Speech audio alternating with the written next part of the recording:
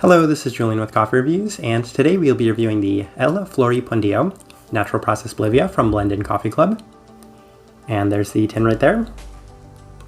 And BlendIn, based out of Sugar Land, Texas, and this coffee right here was featured in our most recent blind taste test rankings video as part of a viewer subscriber recommendation suggestion series where it finished third place out of 7 coffees on that day, and they were a suggestion to us by Ed Takagi and Stephen Neville.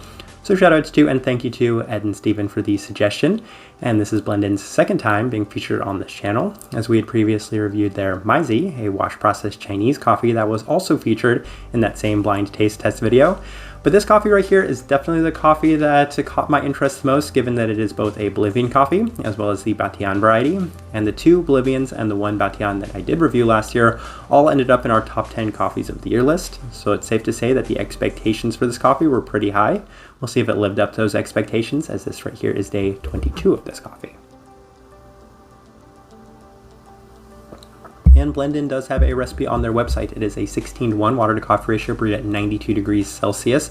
And I like this coffee better through the V60, so that indicates a more medium fine grind. And this coffee is definitely lighter than the Chinese coffee, so we'll call it a light medium American for the roast profile. And with that out of the way, let's go ahead and start discussing this coffee. So day 8, which was that blind taste test rankings day, and if you watched that video, then you saw that we actually got this coffee wrong, and we got it wrong for one reason. I expected this coffee to be the sweetest cup of coffee on that table, and I expected it to kind of act like a natural coffee, but it was both clean and somewhat muted at the same time, while there was a Panamanian coffee that was also pretty clean, but at the same time had a lot more sweetness to it. So I mixed up those 2 coffees, but with that being said, the only other attribute I was really able to get from this cup of coffee was an ever so slight stone fruit, and as a result, it just left an okay first impression, and I felt like, the best of this coffee was definitely yet to come. Day 9 ran into the Chemex and was getting a lot of similar attributes to when we had experienced it on the first day. The Chemex does a couple of things. It strips away a lot of the extras that comes from this cup of coffee, most distinctly the natural fermentiness that comes from it, and there's a slight bit of graininess that we'll get into later. Both of those components can be noticed through the V60 a little bit more.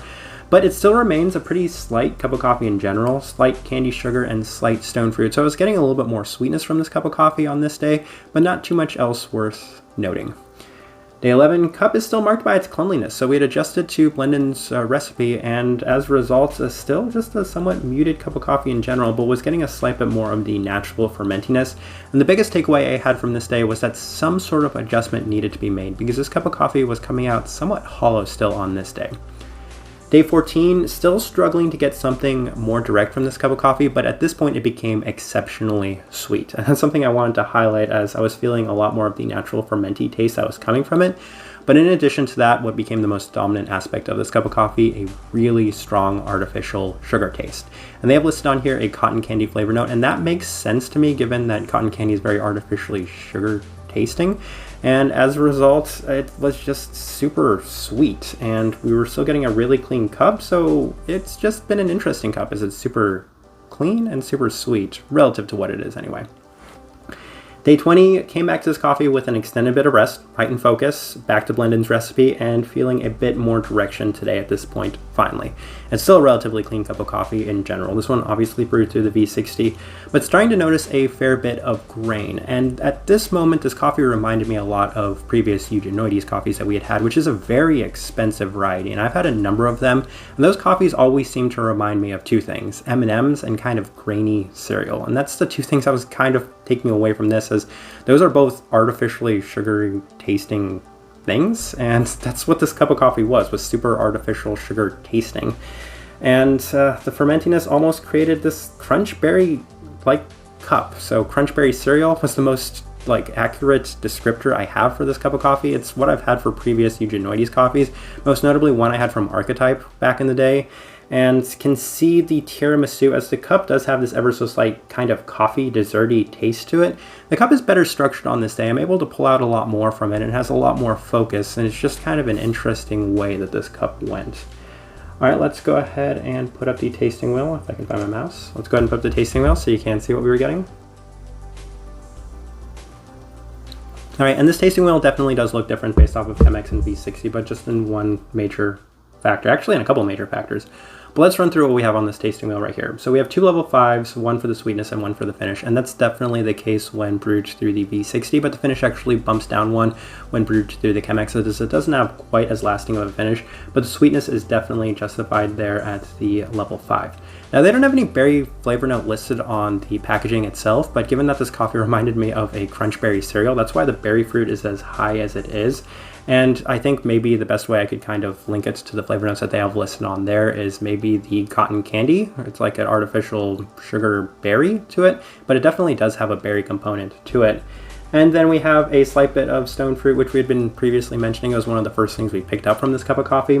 Then in addition to that, mentioned that Eugenioides coffees often taste like M&Ms and an artificial sugar tasting M&Ms. So that's why the chocolate is right there at level 3.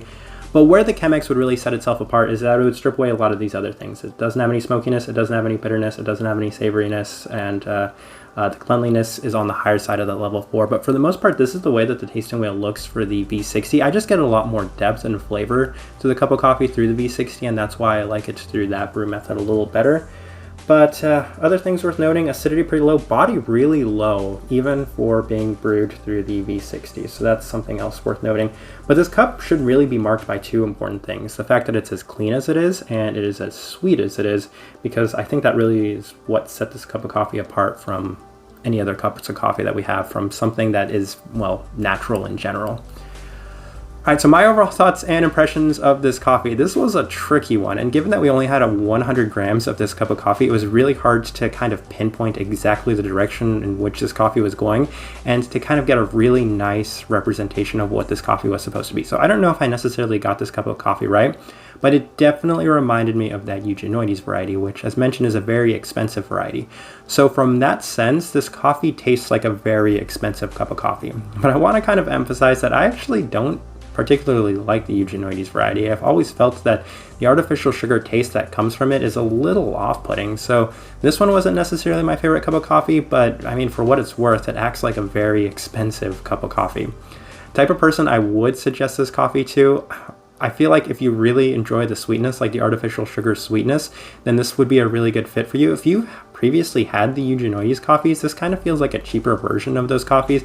I want to emphasize, if you look up those coffees are extremely expensive. So the best thing I can say, the most positive thing I can say about this coffee is it's tasting more expensive than the cup of coffee actually is. So I think that's kind of the best way I can direct this coffee. As I'm saying, this is just a weird, interesting, tricky coffee for what I'm used to. But for the most part, I think I'll leave this review at that. If you by chance had an opportunity to try this coffee or anything else from BlendIn, would love to know your thoughts and impressions of it or them as well. If you're enjoying the content, give this video a like, subscribe if you're not already subscribed. This right here has been a review of the El Floripondio Natural Process Bolivia from BlendIn Coffee Club. Thank you for watching.